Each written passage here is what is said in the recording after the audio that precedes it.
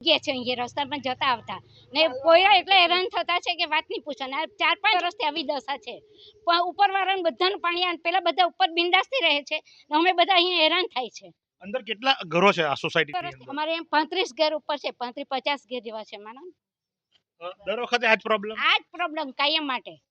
ને કહેવા જાય તો કોઈ કઈ કરતું નથી અહીંયા. રજૂઆત કરી ખરી? કરેલી કેટલી વાર કરેલી છે રજૂઆત. પ્રસંગ હોય તો કેવી રીતે અમે માણસને મહેમાન બોલાવી અહીંયા તો પછી અંદર પાણી જાય છે નહીં મહેમાન આવે તો કેવી રીતે આવવાના અમારા તો આ બાજુમાંના ઘરને કેવી રીતે પોઝિશન છે તે જુઓ ને એ કેમ રીતે રહેતા છે એમના છોકરા માંદા પડે બધા માંદા પડે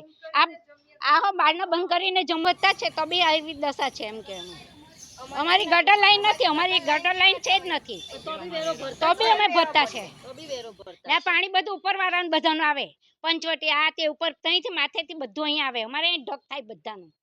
પછી અમે કેટલું સહન કરવાનું અમારી ગટર લાઈન તો છે જ નથી તો બી અમે સહન કરતા છે